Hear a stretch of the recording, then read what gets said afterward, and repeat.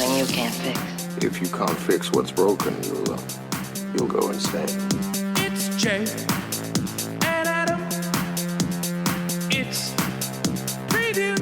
It's Preview's Fix It with Adam and Jay. Hey, Peaches! Welcome to Fix It, where friends don't let friends fix pop culture alone. I'm Adam. And I'm Jay, and you're our listener. Hey there, listeners. Ho there, listeners. Photon Blast, listeners. That's right. Everyone get out your photon blasters. The listeners are going to war. That's right. We're taking on all the other podcasts. Oh, boy. It's the podcast purge this week. Oh, I didn't know. Well, everything's allowed. Everything's allowed. Let's get to that top slot. You know what I'm saying? Absolutely. Ooh, woo, woo. Highlander rules. If we kill the host, you get everybody. Yeah. You absorb the listeners. Yeah, man. They will become listeners. Yeah, if you eat their hearts, everyone will subscribe to you. Oh, okay. Hope you like hearts. Ventricles. Yum, yum, yum. Ventricles. Mm. Ugh. I was only halfway on board with that, and then he said ventricles. What's wrong with ventricles? That's a part of the heart. It's just not. It's not appetizing. Best Look, we're trying to of waking up is 4 chambers in your cup mouth. Best part of waking up is ventricles. Ventricles. They're not as gross as they sound. It's tough. They're you kind of gnaw on them a little bit. What? Remember that scene from Game of Thrones where she eats the horse heart? That's like, oh man, that is rough going. I know. Ooh. Yeah, that was. I mean, that tough. prop was probably made of Jello, but still go. Man, sometimes I think about this first and second seasons of Game of Thrones, and I was like, they were just pushing they were just seeing where the line was for a large amount of that. No one's gonna stop us. All right, okay. Let's party. Hey everybody, welcome to Fix It. This is our podcast. You may know us from the wildly successful, the Nova of all galaxies swirling around of a YouTube reaction channel, Previewed.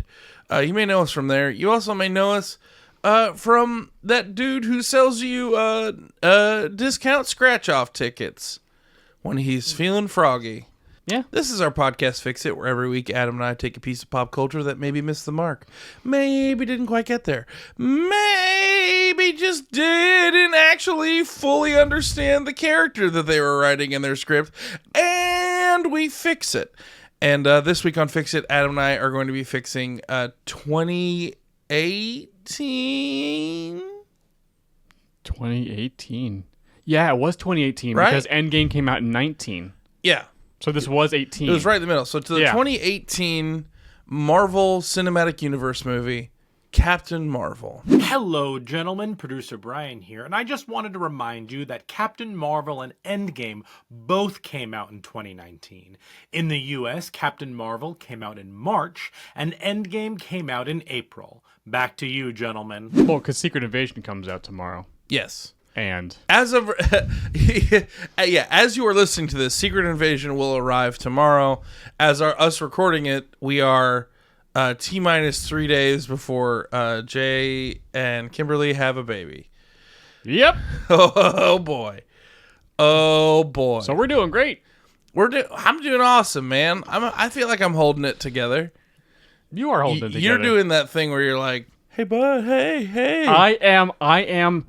I guess maybe I'm helicoptering you a little bit of just kind of kind of doing a defense of just in case you stop holding it in stuff, I can put my finger in the dike and be like, oh, he's still holding it in.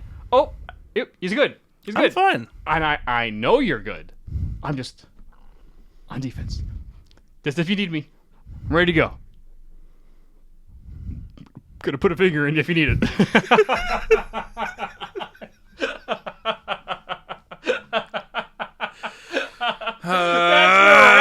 we're at, everybody. When you grab it, you just squeeze me like, please find this funny, please. I tried to make jokes. This is fun, right? Please laugh with me, please. I'm gonna laugh. I know. So join or die, Jay. Yeah. And if you want to see Adam stick his fingers in me, check out Patreon.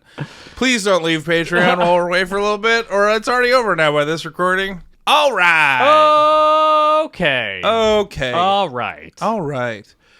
This is normally the part of the show. This is normally part of the show where we say, normally this is part of the show where Jay and I talk about things about how we're doing. But honestly, I don't want to talk about that right now. You know, it's all a little too real right now. So our producer Brian came up with a new segment that I've actually been having a lot of fun doing. It's fun, yeah. At what point am I going to stop saying that this is a segment that took over another segment? I don't know, Jay. Just because I think this is better than what we used to have. For the most part, yeah. Not to take apart the plane while we're flying it, everybody. Not to, analyze the show as you're listening to it. Just to make you sit back and be like, it is weird we listen to people just talking into microphones. Huh, I'm driving a car. That's weird. Sure. Huh.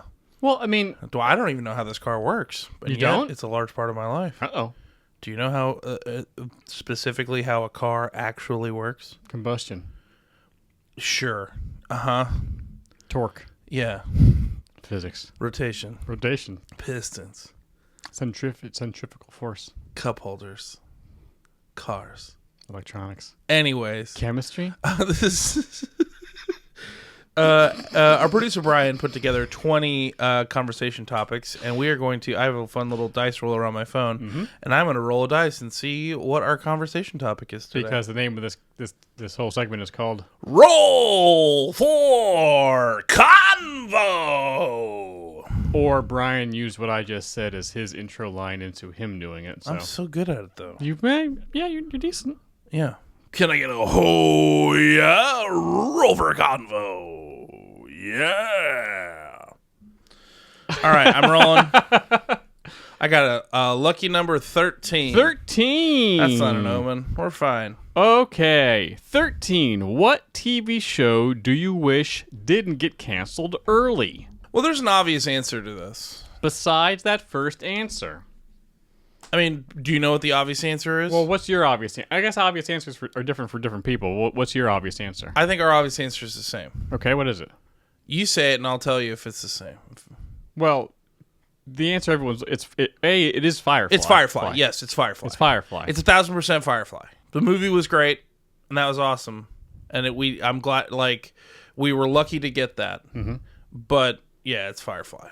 But there have been other shows that got canceled early that deserved more of a shot. I would have liked to have seen the Dresden television show find its footing. Really? Oh, I've still never watched a single episode of that. To be 1,000% honest with you, it's not very good. Yeah. But that being said, how many first seasons of shows are really, really good?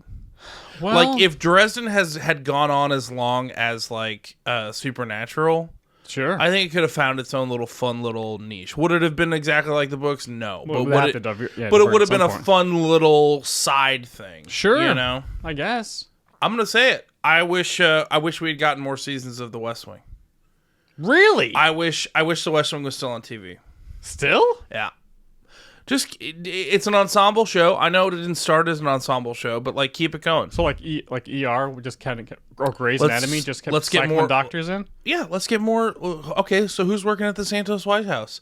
Great. How's that gonna go? Awesome. Let's keep moving. I would have watched more of it.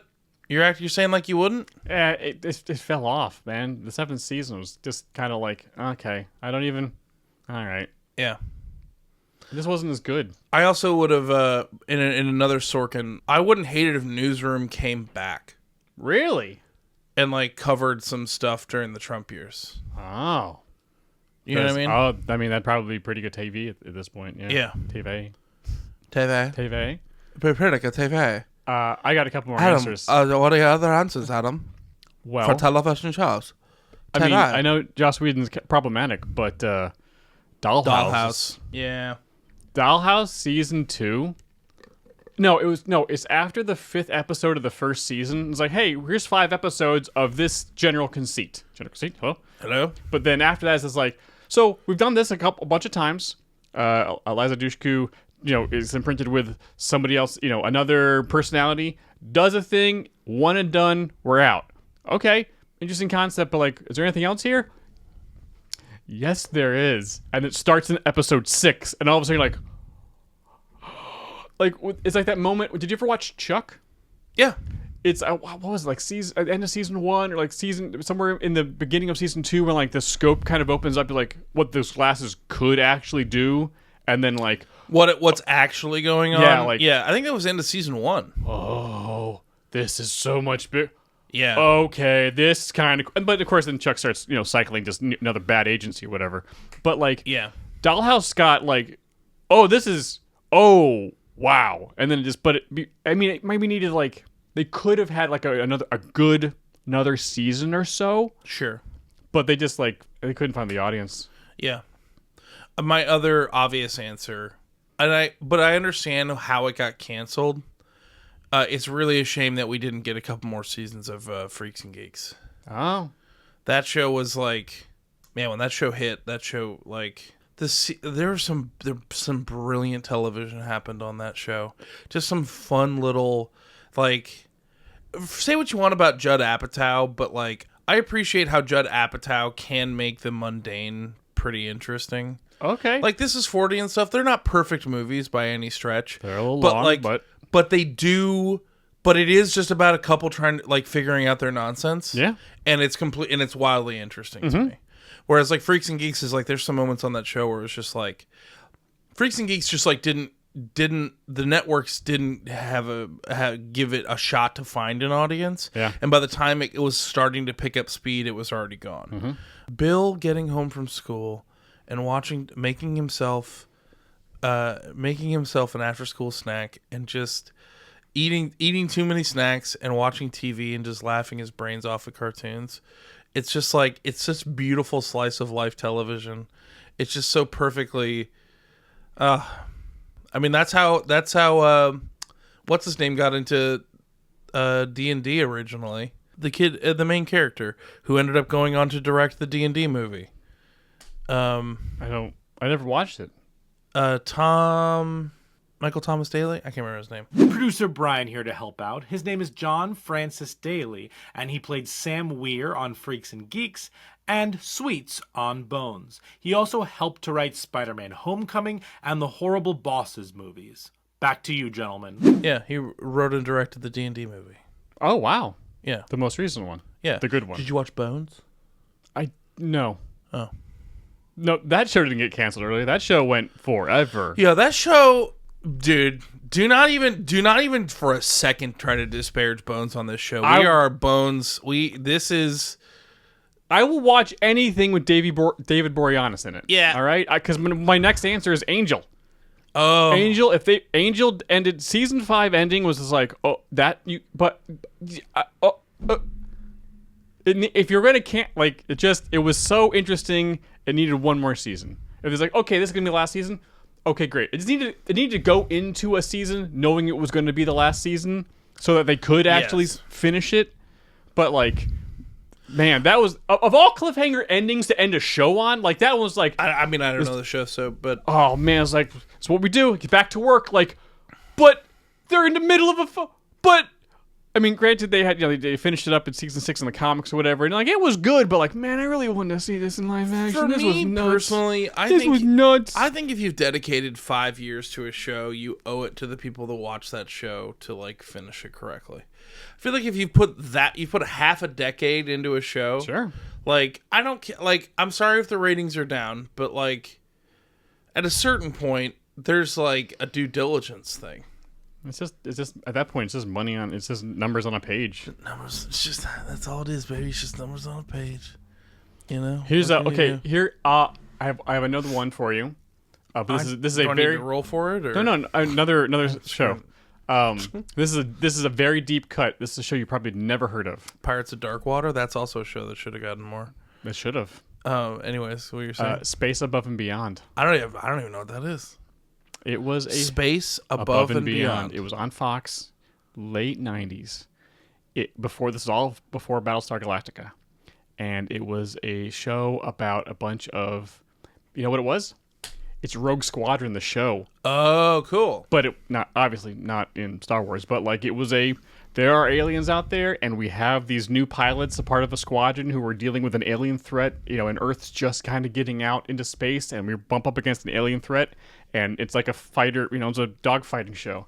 But in space, it was really awesome, and it ended on a cliffhanger. And it was like, and it didn't get picked up for a second season. I was like, oh man, but that show was really good. Because even that was like X-Wing versus TIE Fighter, like the Wing Commander games were like, there was a lot of flight sim games out in the late 90s. And like, this was like, yeah, this is really cool. And look, you know what? It looked pretty. Babylon 5, it was like, it looked decent for its time. And it was something new. And it just, man, it was so frustrating. Yeah, man. My last show, I'll say Sequest. We should have gotten more Sequest. Do you want more DSV? Yeah, man. What, you say you didn't like it when they went to the future or I something? love it. The show is garbage. No, it's garbage, but like I just love that it exists. Somehow it got transported into the middle of a field in Kansas, and then in like 10 years in the future or something? Yeah, dude. Yeah, it's real bad. But they made underwater Star Trek. They did. Wait, good was for it them. supposed to be set nowish? Wasn't it like the last season like Sequest 2035? But, something like that. But the show started in the 2020s? Something like that? I honestly didn't watch enough of it to know. You just knew there was a talking I dolphin? I will say that when Sequest first came on, I was into that. Were you? Oh yeah, showing up every week. Every Sunday on NBC? Were you okay? Growing up, like as a kid, Yeah. Did you have like a television schedule? Yes. Like you'd be like, Because, Jay, back then they had actual printed things no, in what the I'm saying, but like, newspaper. was it? Like, No, I know, but like, were you, like, did you have? Was that like part of your routine? yes. Oh, I lived my life by the TV guide. We didn't have, it wasn't a TV guide, but it was the the TV guide that the Washington Post had. Growing up, I very rarely like watch stuff, and that's why like when stuff started coming out on DVD and stuff like that, and you could binge stuff, I got way more into. And I think that's truly the rise of the golden age of like television as we know it, is because people You could get it when you want it. you could put it on your own time frame. Because like I was never organized enough to be like, Tuesday nights at 6:30 I watch blank. Yeah. It was Sundays at 11 a.m. Star Trek Next Generation. Every Sunday, 11 a.m. Next Generation. Huh. Yep. Well, It was syndicated on the weekends back then. I guess that's not actually true, because on Saturday nights I would watch Saturday Night Live. Oh, Then I would flip over and watch after Saturday Night Live was over, I would watch Mr. Science Theater 3000 Yeah. until Iron Chef came on. How long did you stay up on the weekends? Holy crap. Once I was allowed to stay up as late as I wanted to, I would stay up really late. When was that? Wait, your parents let you just stay up as late as you wanted to? On Saturday nights, I could stay up as late as I wanted to. Wow. Because they knew I wanted to watch Iron Chef that came on at midnight. Oh. No, it came on. No, Iron Chef came on at SNL 12:30. Well, we were in Central Time, so SNL came on at 11. Look at you! Lucky. At 10:30. Or yeah, no, 11. SNL. Yeah, 10:30. SNL came on at 10:30, and then it was over by 11:30, and then I'd watch Mr. Science Theater until 12:30 when Iron Chef came on. But it was the Japanese Iron Chef too.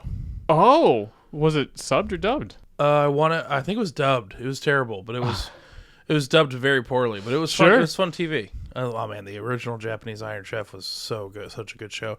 When he takes a bite out of that pepper, oh man, oh yeah, get it in me. I love it. Okay. Yeah, it's good stuff. Yeah, I would stay up really late. Yeah, me being a night owl is not a new thing. I didn't think that it was.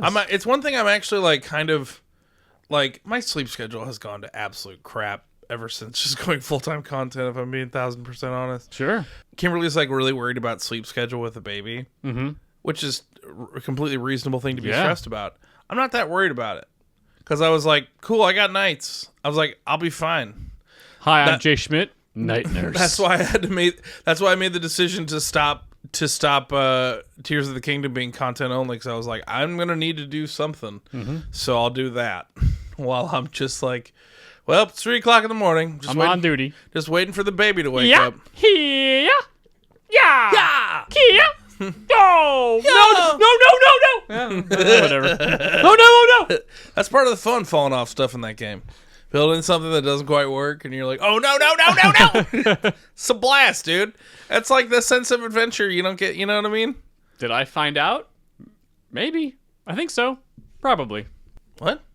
Me taking over the stream Yeah. of Tears of the Kingdom. Yeah, I think you should play it. I think it'd be fun. Yeah. Be a nice surprise for everybody. Or maybe it was a nice surprise for everybody. Who knows? You guys, you're listening to this in the future, and we're currently in the past. All right, so Captain Marvel. Captain Marvel. Captain Marvel. Captain Marvel. Captain Marvel. Flying through space with amnesia. Amnesia. Too many syllables. Flying through space with amnesia. Doesn't know who she is. She's got no memory. Jude Law's all like being sexy. Yeah, it's distracting. He's attractive. It's really distracting He's how very attractive Jude Law He's is. freaking attractive. Anytime when he's like Dumbledore, I'm like, which he is a perfect cast for a young Dumbledore. He is. But the whole time I'm like, I mean, I don't. Sexy Dumbles. It is perfectly logical that that Dumbledore was like wildly sexy. Yeah. I think it actually informs his character as an older man quite accurately. Okay. And it's one thing that, like, as much as everyone was like, it was really a tragedy when the guy who was playing Dumbledore passed away. Mm-hmm. I, for one, think that the person that they cast after him was a much better fit than the person that they had. Okay. And I'm not trying to be disrespectful in any way. Sure. But I was like, yeah, Dumbledore's got a little bit of a swag. Dumbledore's got that BDE, you know what I'm saying? And you only get that from being Jude Law as a young man. Just saying. Anyway, what are we even talking about? Jude Law as being sexy? Oh, that's right. Captain Marvel. Yeah, Captain Marvel. Captain Marvel, the movie. Yeah, That came out at the wrong time. It came out at the wrong time. Here's the thing, though. When I was doing some research just for story purposes of like what characters were in this movie, because Jude Law is not a normal. Well, I'm sure he's a Marvel character in the comics, but like in the Carol's origin story, I don't think that character was in it. Not that it really needed to be. When I was doing research for it, I saw how successful this movie was. So I know, Brian. I'm sorry, I'm stealing some of your bean facts here. This movie made over $1 billion. Captain Marvel? Yeah. Yeah. It was the first female-led superhero movie to make over $1 billion. Yeah, I'm sure it did really, really well internationally. It was there are certain things about like this movie, like a lot of the grandiose like fighting and stuff like that. Like, I think an international market from time to time like doesn't necessarily get hung up on stuff the way an American market can get hung up on stuff sometimes. Sure. But before we hop into Captain Marvel and what we think about it, Brian. Why don't you let us know about this film? And producer Brian, roll that beautiful bean fun fact footage. Thank you, gentlemen. Today we're trying to fix 2019's Captain Marvel. Written and directed by Anna Boden and Ryan Fleck, this movie stars Brie Larson, Samuel L. Jackson, Ben Mendelsohn, Lashana Lynch, and Jude Law. Sexy Jude Law. It cost around $175 million to make and made $1.13 billion. However, it is frequently considered to be at the bottom of a lot of people's MCU rankings. Now, Captain Marvel was actually filmed after Endgame, even though Captain Marvel was released first. Now, there was no Captain Marvel script just yet, so Brie Larson has stated that her Endgame script was redacted except for her lines, which made everything a bit confusing, including knowing when the Captain Marvel post-credit sequence that she filmed takes place. If you care, Captain Marvel has a 79% on Rotten Tomatoes. Anyway, back to you, gentlemen. Adequate job, Brian. Very well done. It's not your best work. Not your worst. No. Which I think is perfectly on par for this film. Sure. We will not report you to the General Intelligence. Yes. Is that what it was called? The General Intelligence? General Intelligence? I think it was the General Intelligence. Or wasn't it called, I kept writing it down as General Intelligence. Or like or do they just call it the Intelligence? Possibly the Intelligence. I kept writing it down as the General Intelligence. We'll just call it that. I'm sure Brian will fix it right now, what it actually is. Supreme Intelligence, gentlemen. supreme. Supreme The intelligence. supreme intelligence. There we go, there we go, there This we go. intelligence is to the supreme. The supreme. It is the general intelligence, but you add sour cream and tomatoes. Mm-hmm. And you get the supreme intelligence. Yes, I did not ask for a large intelligence. I asked for the supreme intelligence, please. Have you and ever had thank Taco you. Bell? No, Jay, I have not. Really? No. But you like burritos and you like tacos, right? I like burritos, yeah. Do you like tacos? Oh, not really. It's meat and cheese Yeah, and no. a tortilla. But it's a messy food. Doesn't have to be. Yeah, but it usually is. You can build them yourself. You don't have to make them It's messy. still pretty messy. Well, like the crispy shell is like, that's hard to contain. So messiness is also a factor for you. As oh well. yeah, I hate messy foods. Oh, okay. Just learning more about you as we go. That's why I'm eating spaghetti. It's a tight wrap around that fork. Okay. That's a buck wild thing to say. So spaghetti is absolutely a messy food. Yeah, but it's a tight. It's a tight yeah, wrap, yeah, and I can cram it all in my mouth. Yep. What? I can Adam loves it when he can cram it all. in my mouth. Cram it all in his mouth. Yeah, it's tasty and delicious. Get those noodles in my mouth. Yum yum yum. Yum, yum. Yum yum yum. You like tortellini too. Those do. those can be kind of messy. Why not? Toss them in the sauce. One. Are you a bread One in the sauce home- person? No. Really? No. You got to get that sauce up there. No, you though. don't. The sauce is delicious. Bread is also So why do you delicious. even put sauce on the pasta? Because it's tasty on noodles.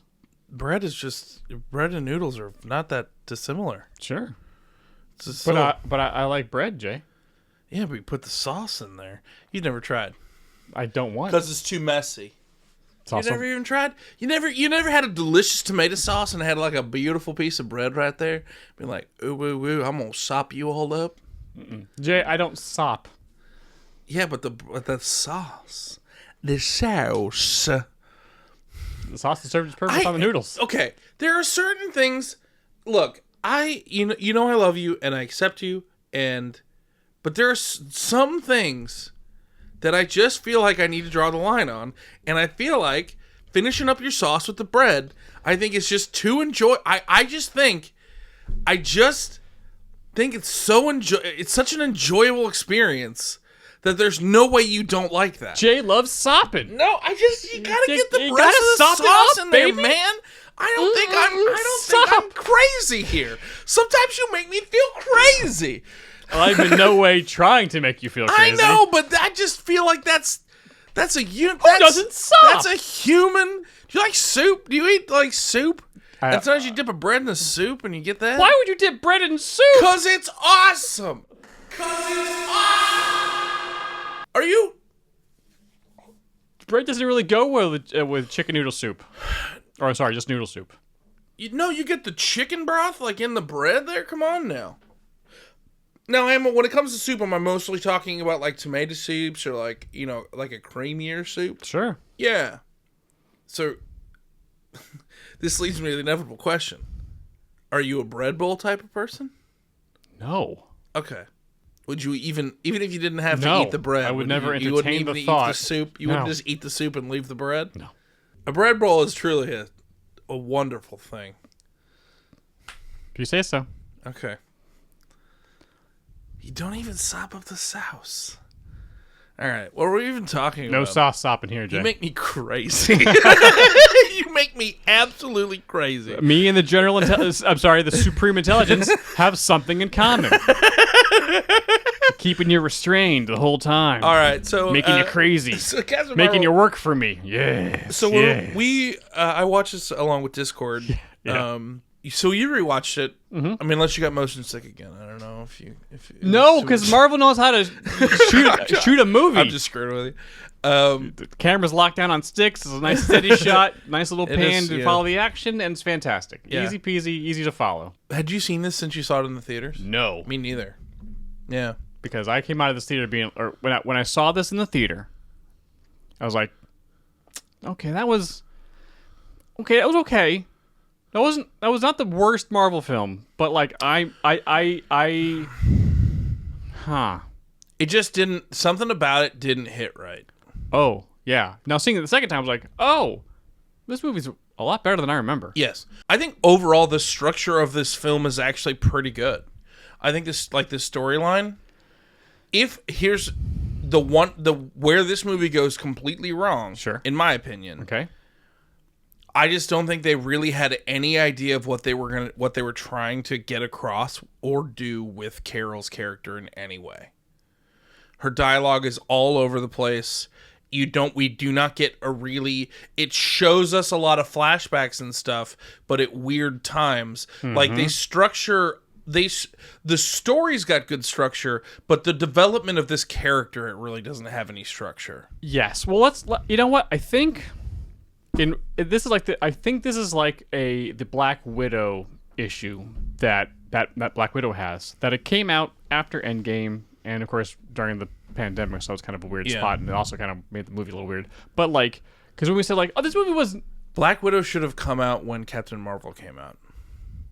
I mean, yes, it should have.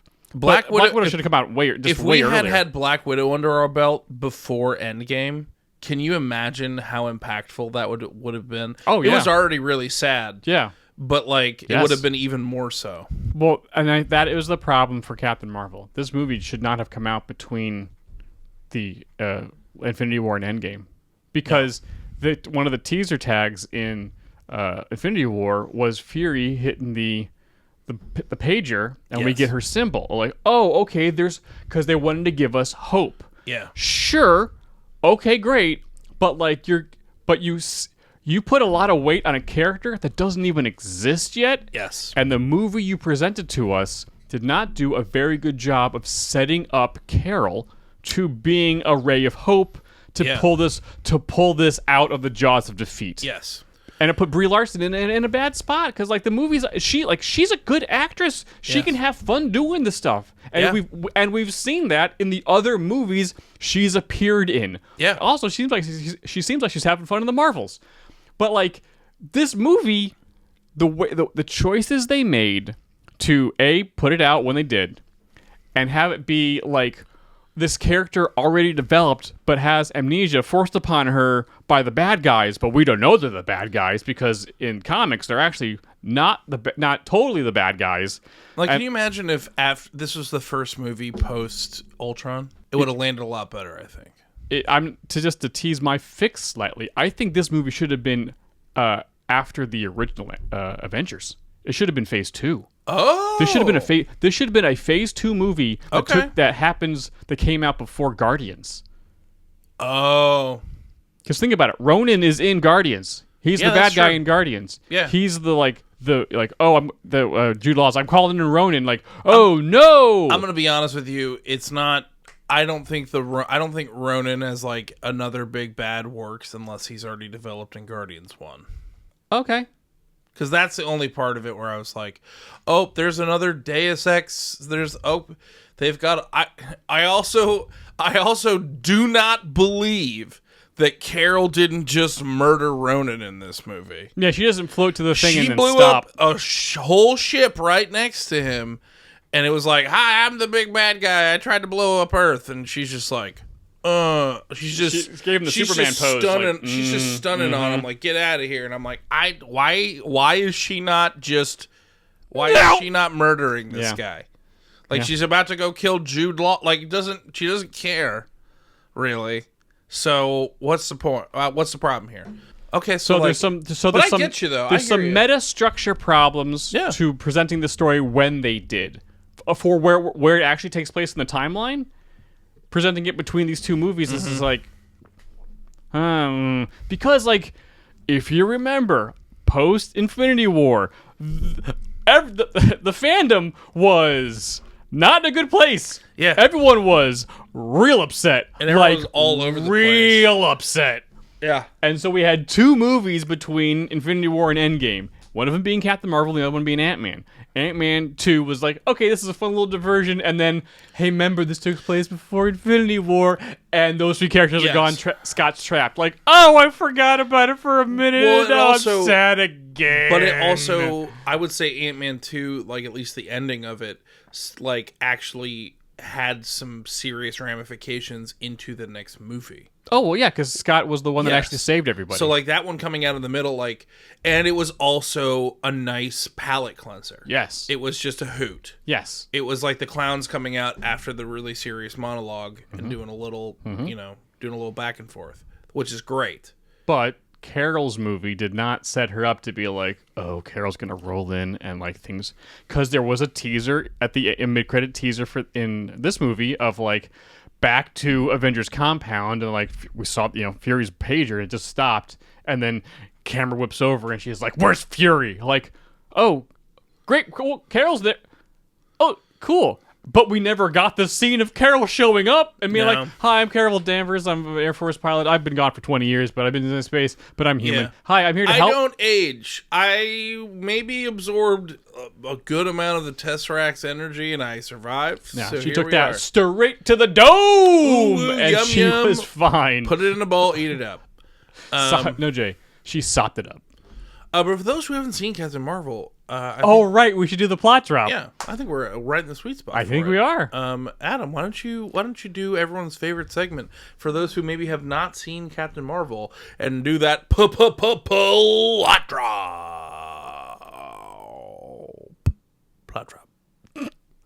Okay, Uh, so I'm gonna try because my brain wants to put things chronologically because that's how my brain works. Yeah. But this movie is not presented chronologically. A Okay. lot of the information is told in flashbacks that come at weird times. Sure. But the way the movie presents itself, as we meet Carol Danvers, we all know it's Carol Danvers because she's on the poster, but she's in the movie, and they're not calling her that. They're calling her Veers, and she works for the Kree Empire, and the Kree Empire's in a war with the Skrulls, who are a shape-changing race that look like green elves, and they're mean and they're nasty and they're terrorists, and we just gotta kill them. We've gotta kill them all. And to be fair, that is how a lot of times the Skrulls are in the Oh, comic in book. comics, sure, yeah, absolutely. So I mean, so far, yeah, this is it sets up with comic chronologically, or with the comics stuff. So Carol and Jude Law and their group have a couple people that we have seen before in other Marvel movies. Yeah. Go off to try to find a Kree infiltrator to like get him out of the situation and get the information that he has. But it turns out he was actually replaced by a Skrull, and Carol gets captured by the Skrulls. Carol, by the way, does not have the full set of her powers right now because she's got a little chip on the back of her neck that's restraining her. Basically, it's a restraining bolt. She can do some photon blasts and she can kick and punch and hi-ya, but other than that, she can't really do a whole lot. Because they keep telling her, like, you gotta stop feeling things. Stop. Just gotta be an emotionless Kree soldier. Blah, blah, blah. So the Skrulls kidnap her. They trap her in a machine, and they all of a sudden, this is where we get the first flashback. Is just like, there's a lot of flashbacks here. Okay, this is Carol's actual origin story. Oh, okay, neat. Well, we're telling us all through flashbacks, and the Skrulls are looking for somebody on Earth. They find somebody, know they have to go back to Earth. Carol breaks out. There's a big fight on the ship. They get to Earth. Carol breaks out of the ship itself, crash lands in a Blockbuster video, and it's like, it's the 90s. Ba-dum-bum.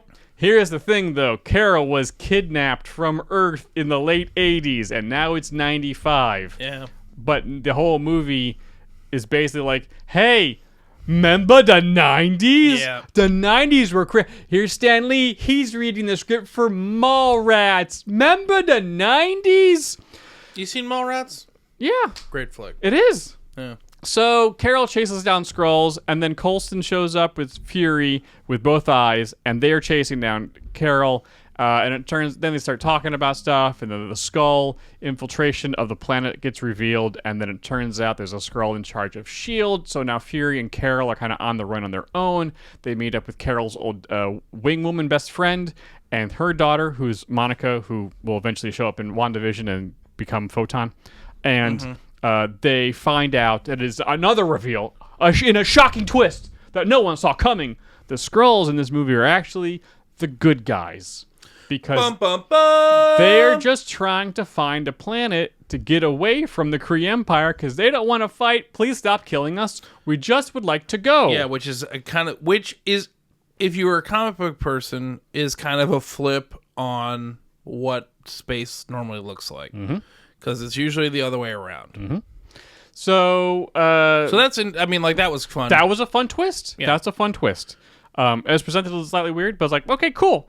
So the good guys with Skrulls involved, everyone's got to try to find the Tesseract because it turns out that Carol's general boss person was actually was Mar-Vell, the canonical person that actually gives Carol her powers back in the day. Yeah, it was fun. Was working on an engine that used the Tesseract to power a ship to get the Skrulls out of the Kree's way. But so she gets the Tesseract, got to get the Skrulls out of there. But the Kree with Jude Law show back up to like try to kill all the Skrulls and all the humans that are there to helping them. And there's a big fight. Eventually, Carol changes her costume from green and blue to the red, gold, and blue as her normal costume. They go up. There's a lot of fighting. She gets captured real quick, talks to the Supreme Intelligence, finally has her moment of, wait a second, I'm not Veers, I'm Carol Danvers. I hate this moment because it should have been awesome, and it totally wasn't because it wasn't. My whole fix leads to this moment being awesome because it sucked and it should have been awesome. Carol finally comes into her own, beats the crap out of everybody. Ronan shows up to bomb the planet. Carol flies through all of his missiles and like, bro, you even lift? Breaks a whole ship next to him. Flies up to him and is like, get out of here. And he's like, I'm gonna go out of here. No. Crossbones, you did it. Space Crossbones, you did it again. Space Crossbones. Ronan leaves. Carol goes down to fight Jude Law. Hits him with one photon blast. And then that's basically it. And then he runs off with with his tail between his legs back to Kree, the homeworld of Kree, to tell the Supreme Intelligence that you better tell her that I'm coming. But we never actually see Carol do anything with the Supreme Intelligence. And the movie ends. Oh, and Carol then leaves with the Skrulls in the 90s to help them get to a planet, which is why Carol was not around for the next 20-odd years. Well, that's our time, everybody. Wait.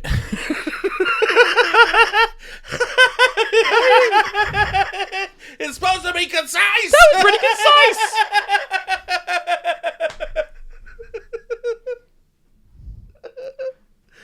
Oh no, that was very thorough. In a concise way. Dude, I wrapped up Act 2 in like 2 sentences. That was 2 sentences? 3 sentences. 3 sentences? Yeah, Act 2. You're editing this right now, right? Yeah. I want you to put how many sentences. Okay.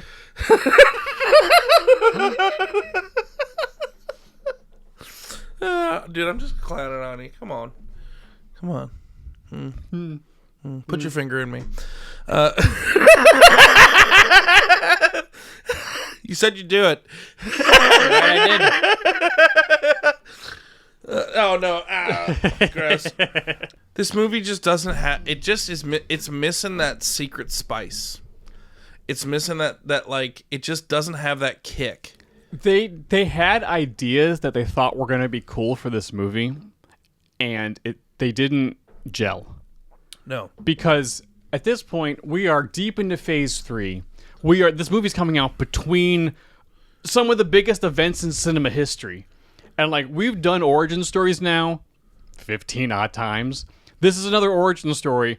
It seems like they felt they needed to do something different. And I believe that choice was poor. Yeah. Because in 2 years later, we get Shang-Chi, which is straight down the plate, normal origin story, and that movie kicks all of the ass, and it's still fantastic. And it's airtight. Yes, it's fantastic. The movie holds water.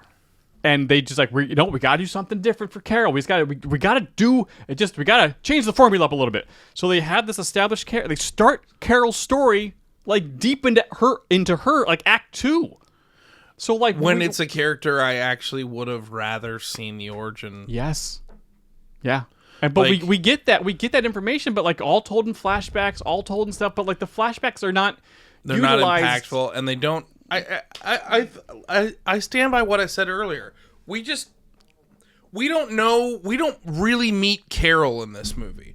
We don't we don't have the ability to connect with her because we don't know her. Yeah. And I feel like she doesn't know. Like no one knows Carol in this movie. Yes, but if the thing is that like if you have a character who doesn't know themselves, you have like that has to go towards a large amount of your theming. It has to go towards a large amount of your story structure in order to we as an audience can learn who she is as she's learning who she is. But none of the scenes where she's like connecting with her past does anything really impactful happen. Yep. And then we get this sequence towards the end where she's with the super intelligence, and like there's she has all these memories of her standing up, and I'm like, this is the first time we're seeing these. A. B, like, it's supposed to, like, I just felt like those moments in a vacuum were all well done. The problem, that and like, her scene with Jude Law at the end are both, if you just kind of put a parenthesis around them, like, are exactly where they need to be. Yes. Nothing in the film up until those points earned those moments, and so they just don't satisfy. Not at all. Like, I just feel like I ate, like, I just feel like this movie needed some protein and we didn't get it. Just empty carbs. Yes. And it's just, I find it really frustrating because, like, I think there's so much went right about this movie that, like, they just forgot to install the heart. Yeah. They really did.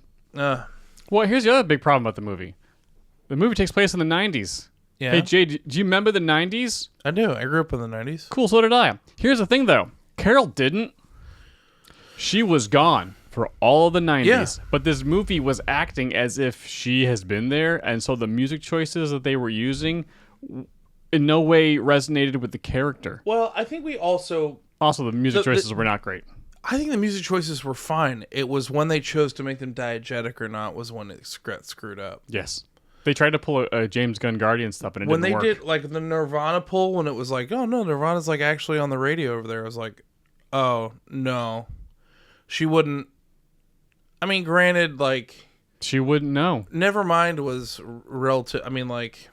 She was gone by that point. Yeah. All the music in this... She has no connection to all of the music in this movie. And music was trying to play a really important part of it. And it just, like... But she doesn't... She's... If anything, it should all be an 80s soundtrack because that's the music that she knows. Yes. She's been listening to, some Cree's greatest hits.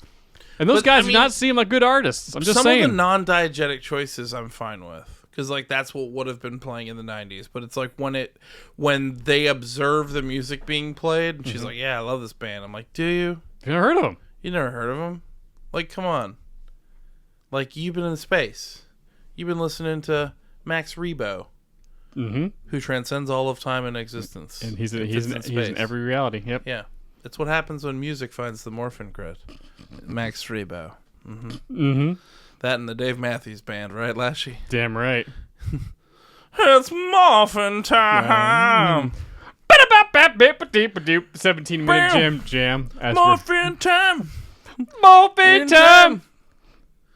He wakes up in the morning. He's a Power Ranger Tyrannosaurus.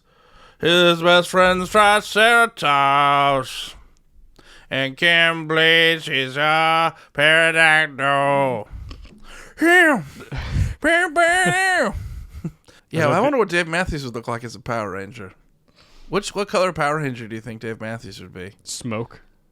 No, but like of the actual Rangers. Sure, you can be like a Gray Ranger. There's no Gray Ranger. Could be. Yes, there was. There was like a Titanium Ranger. There was a Gold Ranger. Yeah, I just don't think you're taking this seriously. I asked you a serious question. You're making up a color. I'm not asking you to make up a color of what we know. Okay, then I have the answer. What we know of the Power Rangers. Sure. What would Dave Matthews, which Ranger would he be? He'd be that Green Ranger, baby. Whoa! Ravi Ganja. Play that little flute. For 17 minutes. Trying to get the Dragon Sword. The Dragon Sword's like, can we finish? No. Finish this. We're right in the middle of this. We're jamming, man. Yeah.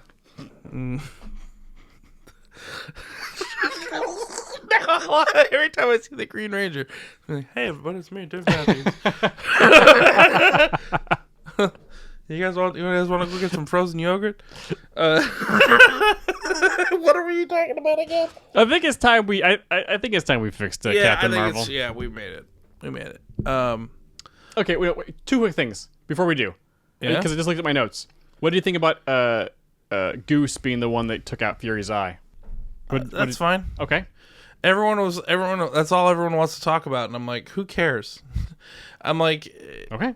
I think it's fine. Okay. I think it's.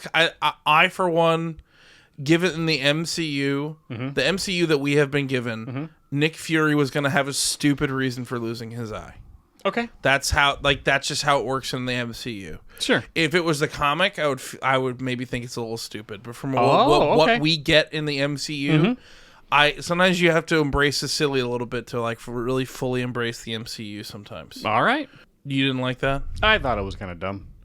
Yeah. I also thought it was dumb that they thought that they had to he had to lose his eye in that movie. Yes, they should have just left it a mystery. They also did a really good job aging him down. Yes. Like a really, really good job. Yes. Like he just looked like a younger version of himself. Yeah. Like it didn't look like CG. It was really good. And this was before deepfakes. The technology is being built for the deepfakes But also, in like, this movie. Samuel L. Jackson has also taken very good care of himself. He has. So like I think it also like his genetic makeup definitely helped. Sure. You know, like he's still a very handsome guy. Yeah, just he's also probably had a lot of work done. Who knows? You know, some people just age gracefully. Like you look immortal. Thank you. It's almost disconcerting. It's like Sorry, not sorry, Jay. So, fixing Captain Marvel. I'll go first. Jay is gonna go first. Okay, so I actually like we said, like I actually liked a good amount of this movie, and so I am focusing on mostly fixing the Act 1 because A, I want a better origin story, and B, my fix is mostly going towards theming this movie towards who is Carol Danvers. Right. Who is this person? We're meeting her for the first time. You've got to introduce her better.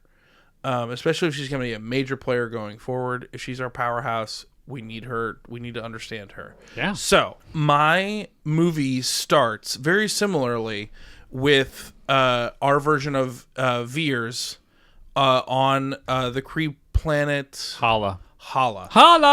Oh, see, my brain immediately went bread. Hala bread. They're on the planet Hala, and she is in very early training of these like Kree special forces. Oh, so this is like soon, like months. Yes. After. And so we are opening up on the day that she is getting her last blood transfusion. Okay. So this is very early on. Yeah. And so throughout this day and throughout like leading up to this blood transfusion, we are getting a little bit more of Kree. Sure. The Kree society Empire, and what that looks like. And we're getting a Kree empire that is like very focused on perfection and very focused on precision, especially like the military group that she is in. Like it is all about like achieving the goal at like the best way possible. It is very like straightforward. There is not a lot of emotion in these people, but they get stuff done. That's why the Kree Empire has expanded the way that they do. Yeah. But we also, what we learn about like up into this blood transfusion is that Veers has been led to believe she is a part of a program of Kree bringing together like special forces groups from all different places and trying to integrate them into Kree society to see how that will work and see if the Kree model of like I want to say perfection, but what's the word I'm looking for? Of excellence. Okay. Will transfer to other races across the galaxy. Sure. And so we're led to believe she's, you know, people are thanking her for volunteering as like a human. Oh, okay. As like a human to be a part of this program. And like, great, like she's getting her blood transfusion. And then we learn about she's being told that like, oh, like with these Kree blood transfusions, you're developing certain powers and things. But like, we don't necessarily, since we're taking all different like races across the galaxy, we don't know how the blood is going to affect people. And so like we learn about her photon powers and how keep her safe and keep her healthy. Like she has the monitor in the back. And so we're getting a good amount of this first act is her finally, now that she has this last transfusion and is moving into this special forces group, we're seeing a lot more training and we're seeing a lot more like her earning her stripes and having to prove herself. That makes way more sense. Yeah. And we're seeing more of the Kree like basically exemplifying like a quiet precision. Yeah, they're by the book. They're by the book. And so we basically like get a Veers out of this that is extraordinarily by the book, not like loudly spoken, not like, but like speaks with purpose, but very curtly. We get a very curt, very put together, like I think Veers ends up like, she graduates first of her class. She's a model candidate. Like there is a reason that she is put under Jude Law's command. Like they're the best of the best. She graduates, and we see that all of this sequence building up to her, and we see this graduation ceremony, and then we get the build up towards meeting the Supreme Intelligence. The Supreme Intelligence. We're basically built up like the whole concept of like everyone sees something different when they talk to the Supreme Intelligence. You're not really supposed to talk about like who you saw. And we get Veers go to the Supreme Intelligence. When Veers goes to the Supreme Intelligence, there's a little bit of a distorted feedback. It does not go super great. Veers sees in the Super Intelligence Carol Danvers and is shaken. So she sees herself. She sees herself, but she sees her past self. Right. So she sees a Carol Danvers who is a risk taker, who has kind of a foul mouth, like doesn't really respond to authority that well. Flies by the seat of her pants. Yeah. Flies by the seat of her pants, but also but to the same degree gets stuff done. All of the things that have been beaten out of Veers, and like all of the concept of like human emotion, and like how like this thing on the back here is keeping you from killing all of your other human emotion is going to overwhelm what you've been given from this like Kree gift. Oh, okay. They have a little bit of a conversation, but it's cut short because the Singularity doesn't really know what to do with her. We see Veers going out on her first mission with Jude Law and everything. I wanted to tie in, if this movie's coming out when it's coming out, Yes. I want it to tie to the larger space, what we have going on in space a little bit more. Yeah. And also since the proximity to this movie that I'm about to reference is pretty close, I think this would actually be a really fun way to do this. Okay. I like the idea of Veers is going out on mission before the mission that goes away with the scrolls and all of that, and takes down that road. We see them get hailed by Novacor about Ravagers, and we see basically the Kree like hailing and dealing with, and eventually having to like fight, but kind of lose and tuck between her tail, and it's because something that Veers does wrong, and like kind of her humanity kind of creeps in for a moment and pulls it back. But we deal with Yondu and a 8-year-old Star-Lord. Yeah. Because like he needs to be dealt with, because like he's clearly trafficking children, and that's why like the other Ravagers, normally we let the Ravagers get a pass, but this guy doesn't get a pass, and so like we have a Veers versus Yondu fight. Oh, like some cool, like some fun Guardian stuff. Eventually Yondu gets away, and it's no big deal. Sure. After that fight, we get more of Jude Law and Brie Larson, and more of their relationship, and more of him being like, you can't be like more. We build up their relationship a little bit more. Honestly, from there we just build towards this, like we find out about like this scroll thing, and then we kind of move into the rest of the movie that we get. You kind of move into the second act. Yeah. Yes. The second act begins with her crashing into the blockbuster. But the relationship is different because we have like Veers is being her like straight-laced space cop the entire time with Fury. And Fury's, he's got like some snark to him, but like we know, like you can write the comedy of that, you can write that relationship build, and like we kind of know what's going on with them. But another thing I'm changing, the experiments that the Skrull were doing on Carol have kind of shorted out The chip. So it's kind of going in and out. So we're seeing moments where we're setting up a straight-laced Veers with By the Fury, book, that's the thing. but as they're going on, sometimes the thing's shorting out, and Nick Fury is seeing her behave in ways that aren't really the character that he's met. The humanity comes through. Yeah. We're getting to know both sides of this character, and I think these are both sides of the character that would be really fun to see. Like, I like the idea of us eventually like getting to know Carol, because like she's having to break out of this shell, Right. rather than it's a little bit more structured. Sure. When we get to Monica's, Carol's just gay in mine. She's just gay. Like just make her and Maria a thing. It makes it way more interesting when Monica finally gets powers. Yes. And it's like kind of like there's some mommy issues banging around there, but they're also still the same age in this movie coming up. They are. You know what I'm saying? So Yeah. like that's fascinating to me. Yeah. Like I just make them a couple because I think it's that scene of her. She was like, "You disappeared." Like that's so much more impactful if they're a couple. Yeah.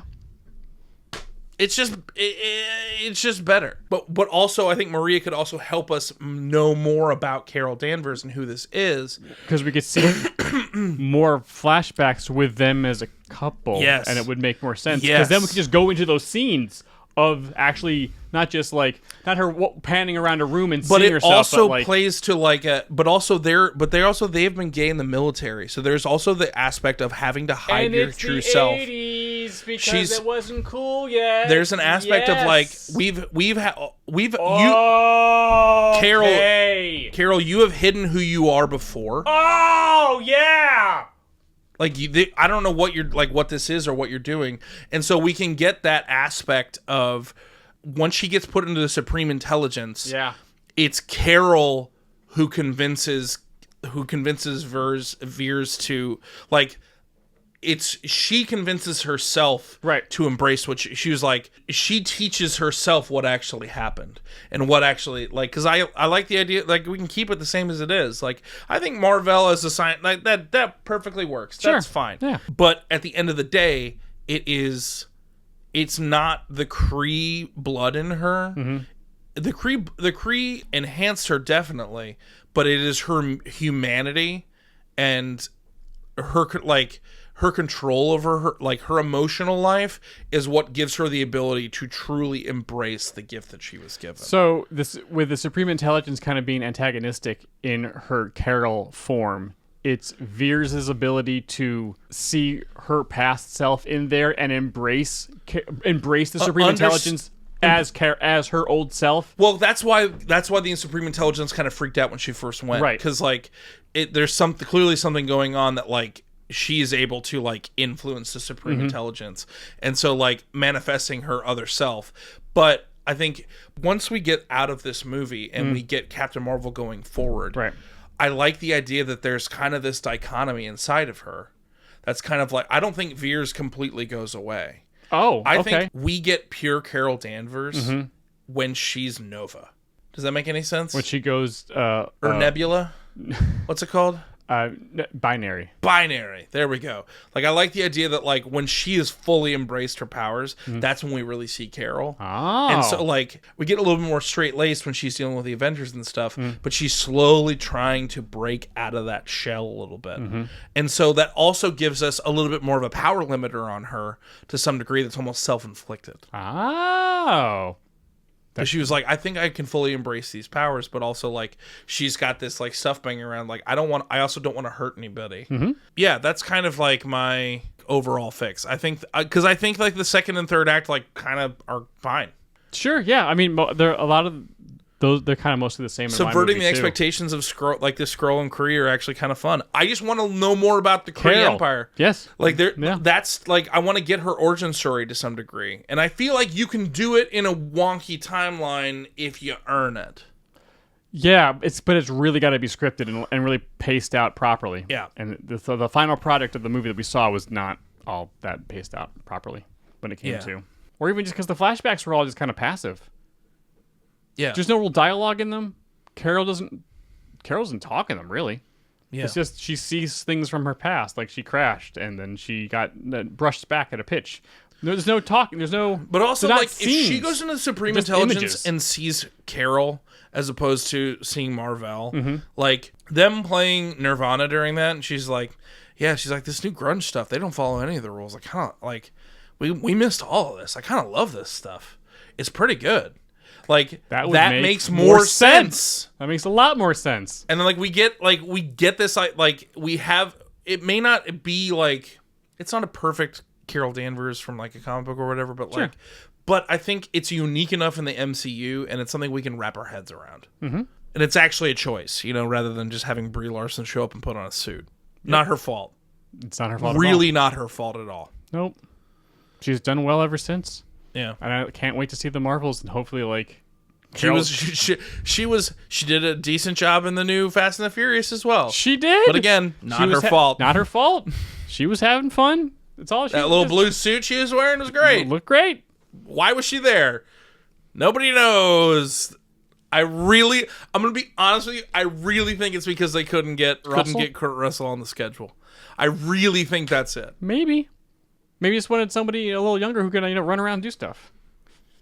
We have enough people in that franchise to run around and do stuff. Oh my God, there's so many people to run around and do stuff. There's a lot of people running around, Jay. Oh my good God, there's so many people. Just driving around doing stuff. Yeah. Anyways, that's my fix. Good fix. Yeah, it's not bad. Fix. It's pretty by the books, but But we get to know Carol more, that's the only thing this movie really needed to do. Mm-hmm. Just show us Carol. Because she's supposed to be important. And wow, we need it, like... And then she's supposed... Here's the thing. Not to diverge too far from, the path that we're on here to get to my fix. But Infinity War happens, everyone's devastated. Oh my God, we lost? And everyone's basically... what? Oh, but wait. We need something to believe in. Fury has an ace up his sleeve. There's Captain Marvel. Okay, but who dat? Great. Her movie is okay. Well, well, if she's still around, I mean, we know she probably is because, okay, great. This is gonna change the game. Guess who's really not an Endgame? Yeah. What? Yeah. Why is she not? But stupid. But so she only shows up in the last. But Thor is a freaking god. Yeah. Yeah, I know. You can handle Thor, but you can't handle Carol? I know, it's stupid. I will say this. Another thing that needs to go into my fix, and I don't think I remedied it, and it's one thing that really bothered me about the movie. What about Carol's personality earned her the flight name Avenger? Uh-huh. You know what I mean? Yeah. You don't just get those names. No, you don't. Like, you know what? And I love that that's why they're called the Avengers. Yeah. I think that's great. Mm-hmm. But what about Carol earned that title? You know what? I'm going to take your baton. I'm going to work that into my fix. Okay, great. Live, as I do it right now. I just had that thought right now. It's like, oh, yeah, right. that needs to be a big deal. You don't make your own call signs. Yeah, you don't get, yeah. People give them to you. Uh-huh. And usually it's a slight. In real life, it's a slight. They're digging you a little bit. So, okay. I'm going to work that in. Cool. Okay. Hit me. So, here's how my movie starts. Okay. Right in the middle of a dogfight. Oh, all right. We are basically, we're kind of at a Top Gun situation. Hell yeah. Carol's in one plane, Maria's in another. They're in a training dogfight, and we get a sense of Carol's flying skills. Yeah. And if we're going to add this Avenger thing in, we can see her being pretty aggressive. Yeah. Like, I have her kind of like a little bit like Maverick. Like, she plays by the rules, but she knows how to bend them, and she knows how to, and she's just really freaking talented. Yeah. And so, and we can just see someone she wants that vengeance. Ooh. Oh, you think you got me missile lock? Oh, hell no. Pop the brake. Oh, you're so fucking dead. Yeah. I was like, easy there, Avenger. Well, of course, that wouldn't be that can be coming later on, but you can see the tendencies show up right here in the first scene. So we get a sense of Carol and Maria's relationship as they're wing women, and we can see Carol flying because she's a pilot in the Air Force. So Carol and Maria win their training situation, but Carol's jet has an issue, and before they get back to base, it crashes. Carol's going to survive, but when she hits, we're going to get our first flashback. Okay. And because we're going to have some of the dialogue kind of bleed into something Maria's saying over the comms as she hits is something that her mom said back in the day. Gotcha. Stuff like that. But this is going to be when Carol was a kid racing. Yes. So, but we're going to have this actually be a whole scene. Okay. Of Carol winning to race with the boys being like, girls don't, and this is the 70s, right? Yeah. Because if age-wise, she would be a kid in the 70s. Boys don't want to race with a girl. Get out of here. This is because we never really got that in the movie. Kick rocks. Yeah. Well, but also, because, those flashbacks while she's in the Supreme Intelligence are awesome. They just aren't earned. Yeah. So we're going to see the full scene here of Carol being like, no, I belong here. I'm going to race with you boys. And not only that, I'm going to beat you. So, like, we see the race, we see her lose control, we see her crash, but then that cuts back to when she hits, in the racetrack, she hits back to the present, and she wakes up in the hospital. And Maria's there like, okay, so here's what happens. You were, playing something, but we're gonna investigate what happened because something was wrong with your jet, and that doesn't make any sense. And that's when Dr. Lawson shows up. I was like, hey, while the investigation's going on, you're not cleared to fly, but I would like you to be in my program, the Pegasus Project, because I think you're the type of pilot that could really help us out because we're working on something special. Yeah. Maria is a little miffed that she didn't get picked. Yep. Because she's also a really good pilot. Yeah. And she kind of was also wanted that position, but she can still fly and Carol can't. So, for the moment while they're investigating what the heck was going on, so they're picking Carol. Basically, as she's recovering from, maybe like a sprained wrist or something like that, we see the project. We see more of Project Pegasus. Yeah. Of, hey, here's this engine. Here's this ship. What's going on? We don't see the Tesseract. We just know there's like a special power source. We just know something's in this engine. So we get to see the people who are working on this project. Oh, and also, hey, hi, Jude Law. You being a sexy scientist guy who's working under Dr. Lawson. Man, you're so attractive and smart, and you're helping out and doing things. It's so cool. So, Dumbledore. So, everything's set up. They're gonna test this new engine tomorrow. They're gonna test it like in one of those those airspeed tunnels or whatever to see the thing before they strap it on a ship. Yeah. Okay, so we're gonna test it next day. So that night, Carol and Maria go out to a bar and try to work things out a little bit because they're it's like, oh, I'm just miffed. I wanted the thing. It's like, I'm sorry, I didn't know I was up for it. Didn't want to take it from you, whatever.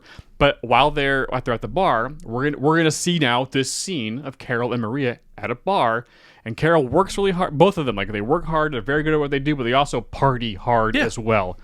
And they also don't take crap from jackasses at the bar, as we're gonna see. Carol some guy gets a little too handsy and doesn't take no for an answer, and Carol's like, excuse me, no, and then puts this guy on the floor. Yeah, because she doesn't suffer fools. So the next day, they're at they're testing the engine in they're just about to test the engine in the wind tunnel maneuver thing or whatever to get all the cool stats and science things that they want, the analytics they want from it. And just as things are about to happen, and Dr. Lawson's working on a thing, Carol's kind of close behind her. Dr. Lawson gets shot through the back, and the shot hits the engine. Shot through the back.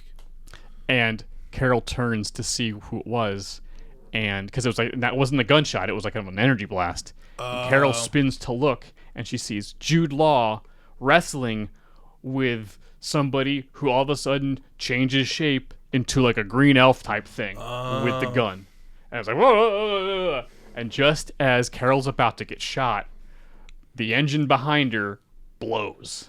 And we get the shot of, which we know now is the Tesseract, but we don't know. I mean, we know because we saw the movie, but the Tesseract and the thing gets ignited. The blast goes through Marvel and goes into Carol. Oh. Which is a little bit closer to the comics. Yeah. Instead of just getting straight shot. Yeah. So just a little bit. I mean, it could still be most of the Tesseract, but it could also be a little bit of Marvel. Yeah. So Carol gets, and it can Dr. Manhattan it a little bit like they kind of did in the movie of her, skin glowing and the veins, and you see something clearly happened to her. Yeah. And then she just wham, just ragdolls into the wall, and she's out. Flashback. This is the scene that they have at the end of the actual movie. This is she's on the beach.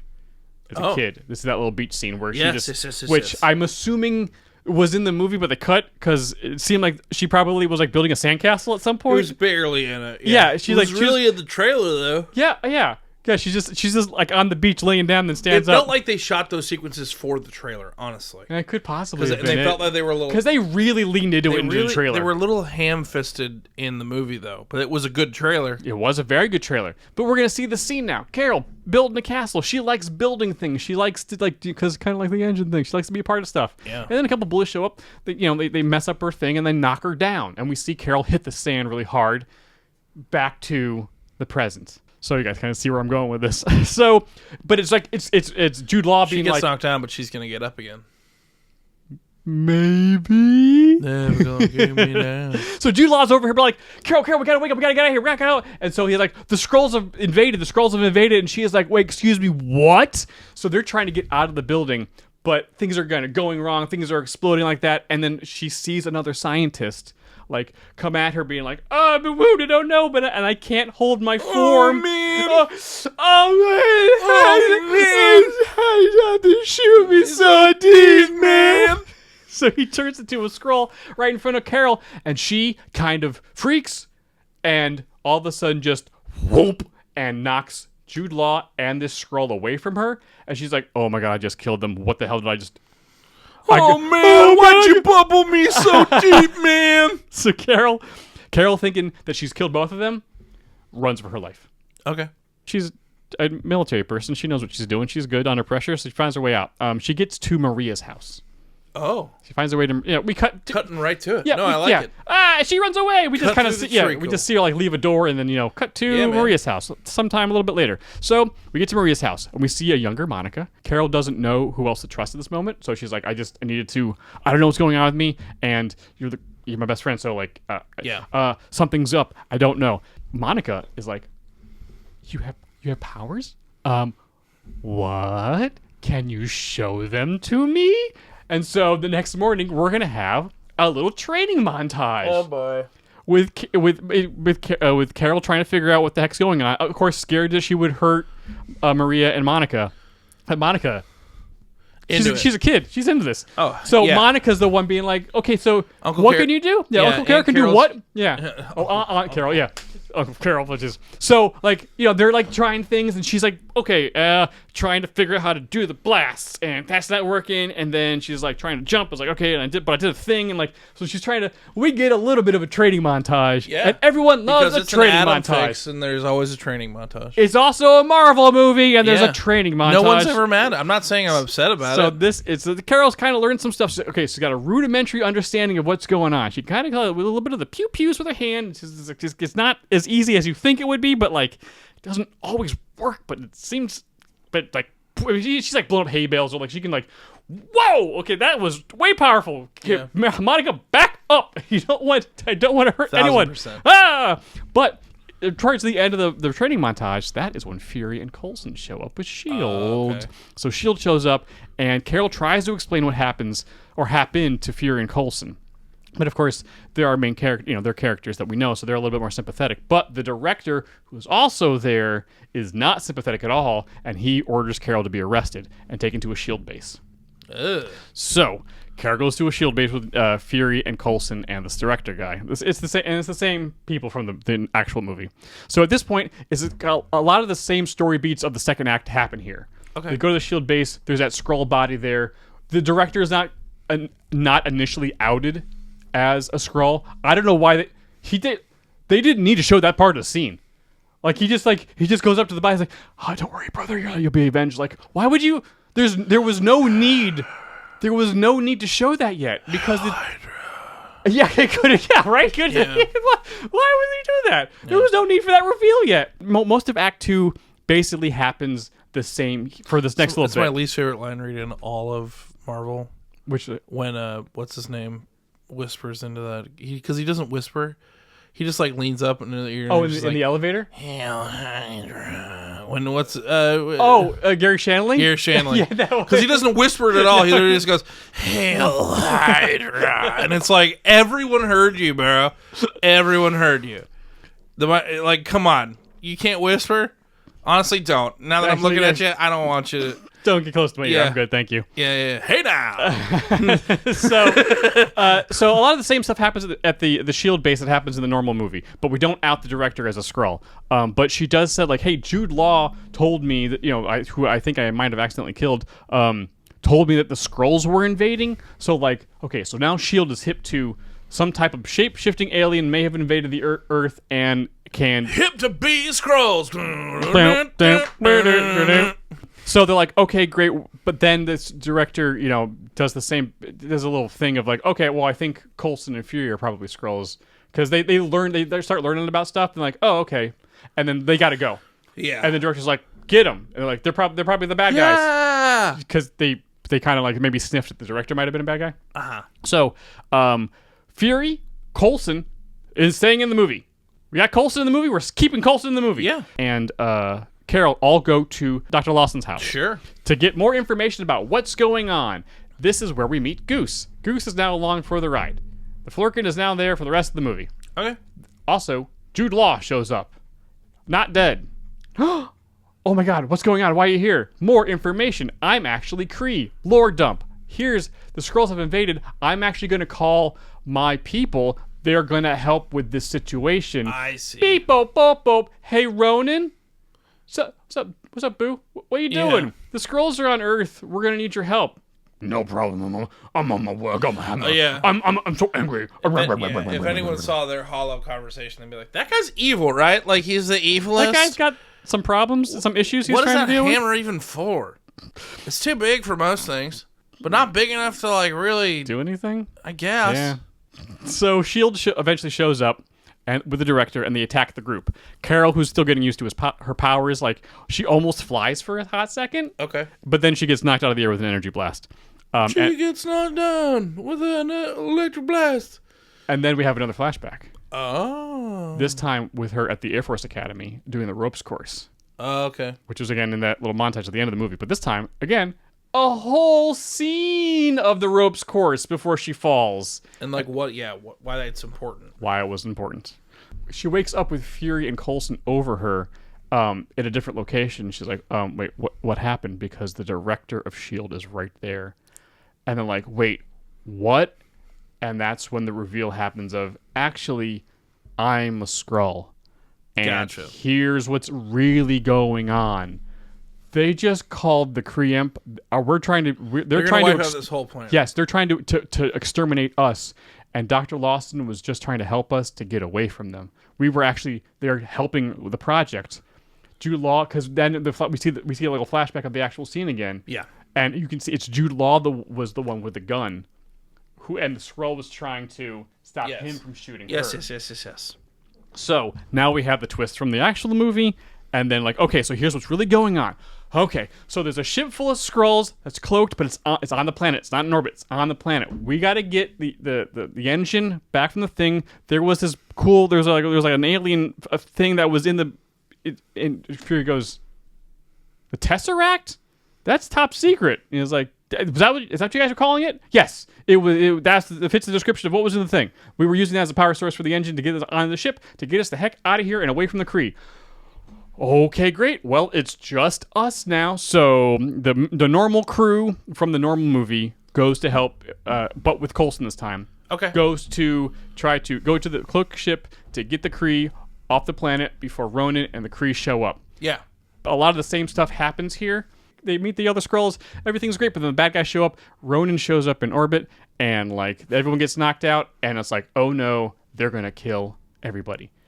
Carol gets put into the Supreme Intelligence for the first time. And now we get a lore dump, a little bit of what the Supreme Intelligence is. What is the Supreme Intelligence? What's going on? I'm in charge of the Kree Empire. Like, everything's by my design, and the Skrulls are an abomination to design and order. They must be purged. They must be purged, and if you help them, we're gonna purge your planet too. Oh boy. So while Carol's trapped with the Supreme Intelligence, a lot of the same stuff happens that, like through gumption and flurgans and shape changing, our normal characters basically get out of the situation they were in with the Kree.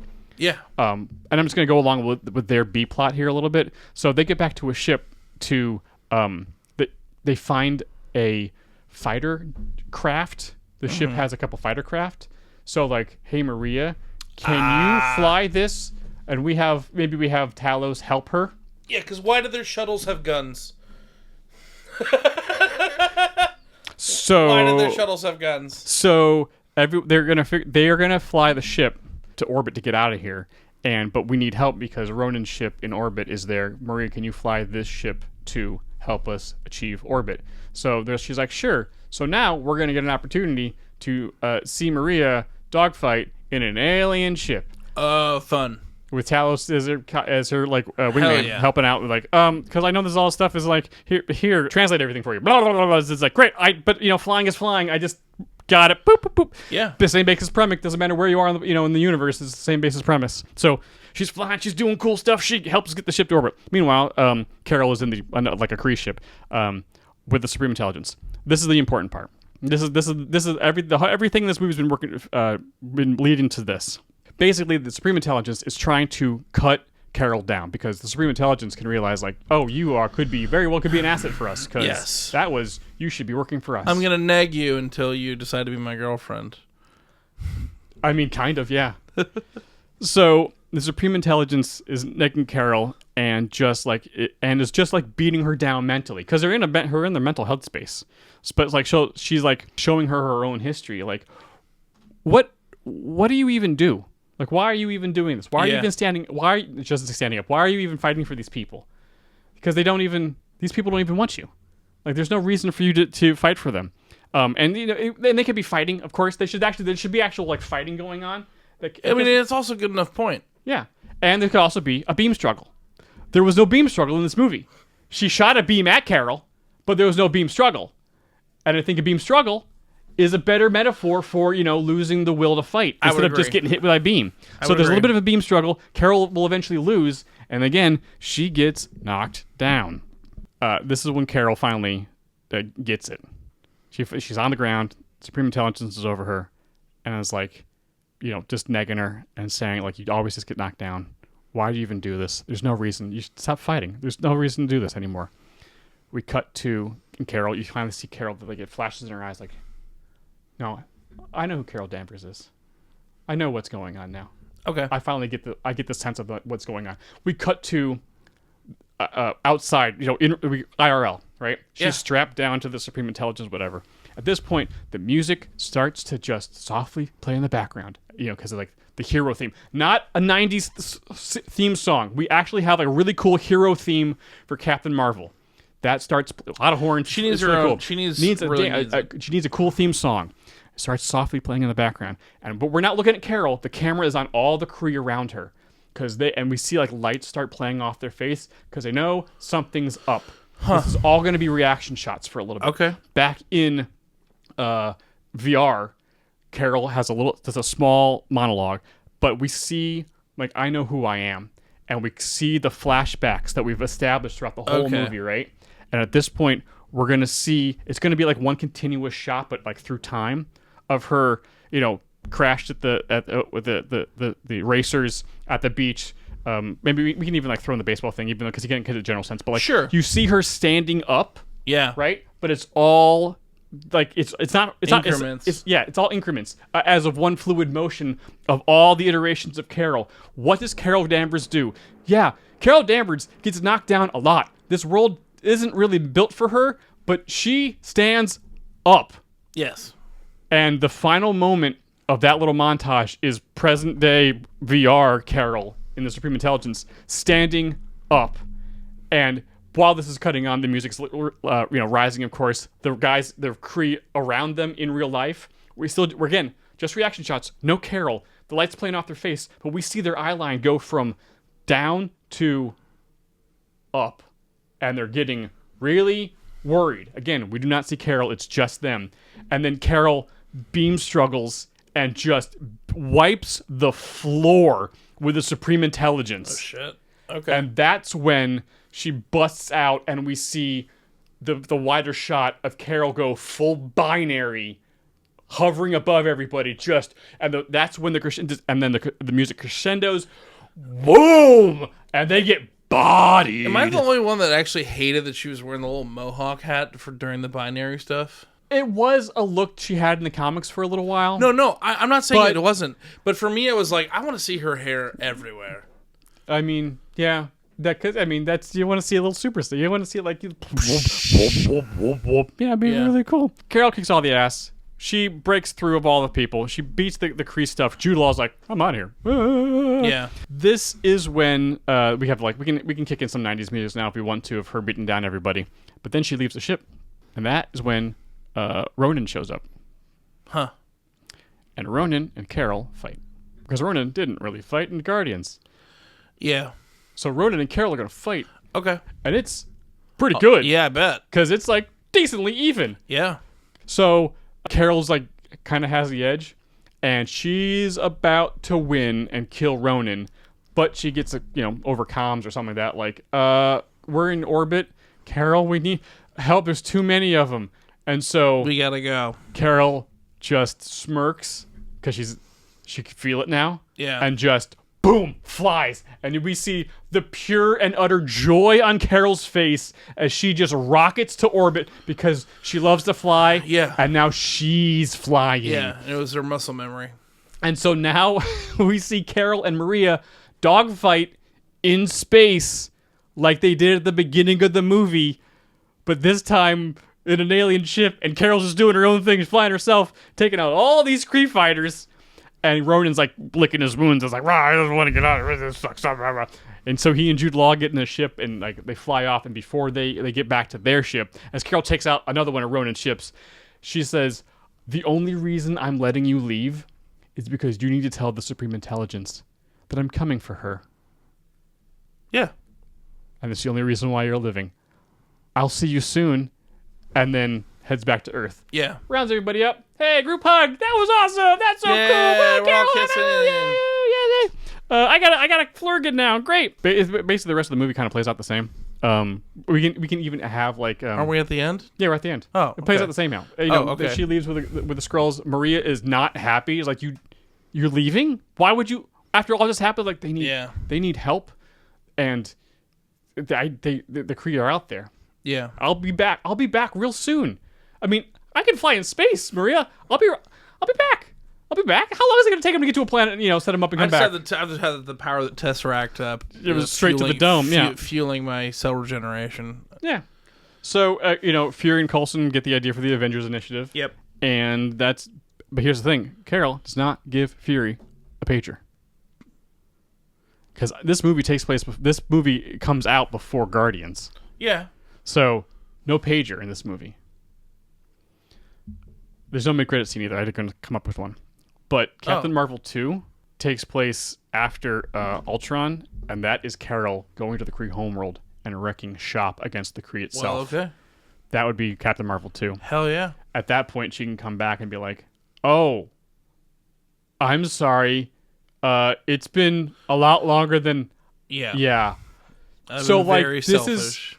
Yeah, it's a lot more complicated up there than I realized, and I'm really sorry. And there are actual things afoot up there that I am actually trying to help about. It's very confusing. I'm very sorry. But like, there can be some other type of communication device that she's like, here, if you ever have a problem, Yeah. call me, and I'll be back as soon as I can. Love it. Okay, great. Bye. I gotta go. Gotta help stuff. I got too involved in too many things. And Maria, Oh, boy. it's still like, and she didn't even talk to Maria. So like that whole thing with Monica being like, excuse me, Uncle Carol, where have you been? You said you would be right back, and You're gone. The hell. Yeah. That is my Captain Marvel. It's a hell of a fix, man.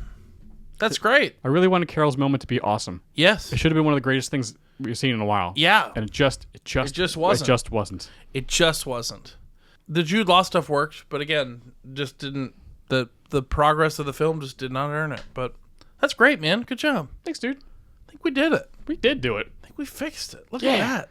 Us doing the general conceit of the show. General Look at conceit? that. Hello? Yep, General conceit. Intelligence? Hello? General.